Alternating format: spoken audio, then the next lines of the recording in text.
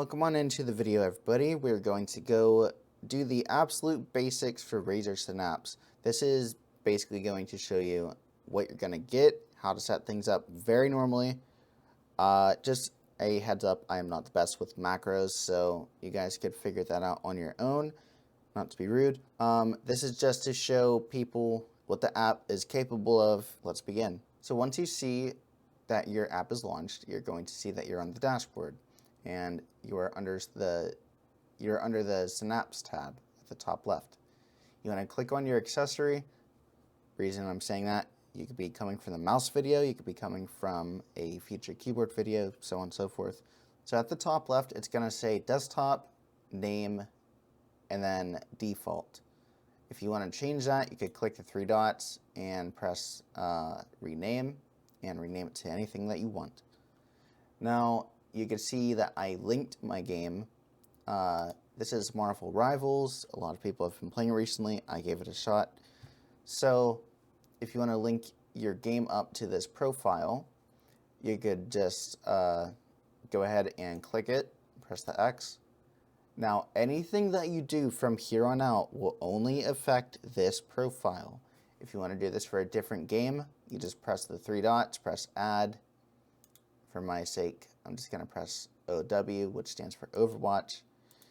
You go to link games, and Overwatch will be linked to that profile. Now, for me, I have different DPI for Overwatch. Now, whenever I go to YouTube, you'll see everything has changed. Everything's different for the most part. You could change anything however you want. 8500 is the max for the Razer Cobra wired mouse that I did a review on. Hopefully you found that helpful.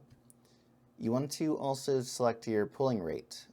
If you want lower amount, I don't know why you would, 500 or 1000, which is the best. I would highly recommend you just select 1000. Now, going into the lighting tab, you can turn off your RGB if you want to, so just click it, it turns off.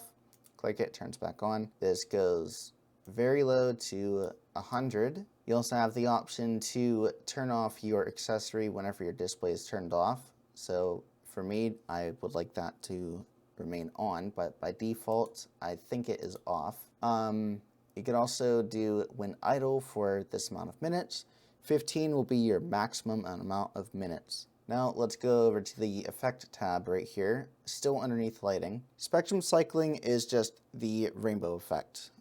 It'll slowly show you all of the colors and whatnot. So we have the breathing one. Audio meter, you guys could test out on your own. I've been trying to figure that out. I don't really know much about that. Probably won't matter too much. Breathing will just basically fade in one color, go to the next one. So we'll do blue, for example, and it'll go to blue within like, I think 5 to 10 seconds it breathes.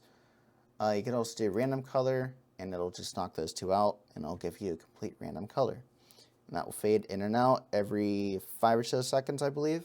Reactive is going to depend on your taste. Anytime that you click, if your accessory has RGB or anything that lights up, it will light up a certain color that you selected. You could also give it a custom hex color or RGB code, so on and so forth. Or you could also do static, which will give you some preset colors, as you can see. You could also make your own color, like I said before, and save it. There you go. If you want to edit that color, you right-click it. There's edit and delete. The calibration is if you have a Razer mouse mat. So just to show you guys what the options are, add a surface, and all of these will show up. Now, if I were to click one, let's do this one, add liftoff range. If you're experiencing tracking issues, you may either reset your mouse or increase the liftoff range. I don't know if these are 3 inches, millimeters. It could be something, I have no clue.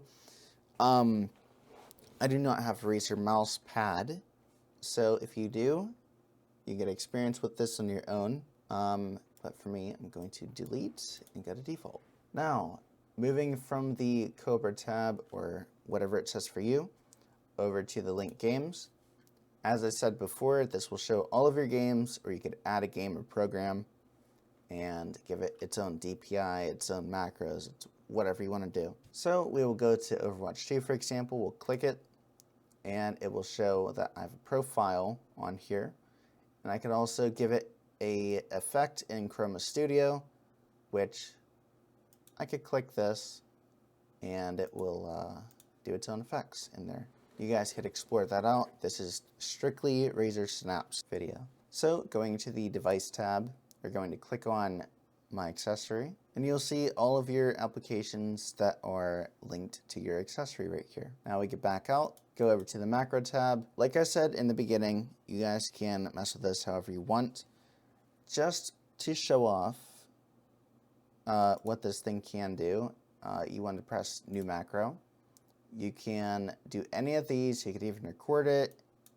You could do start delay, no delay, sequence, screen absolute position, foreground start point. There's a lot of options. You can check them out however you guys want.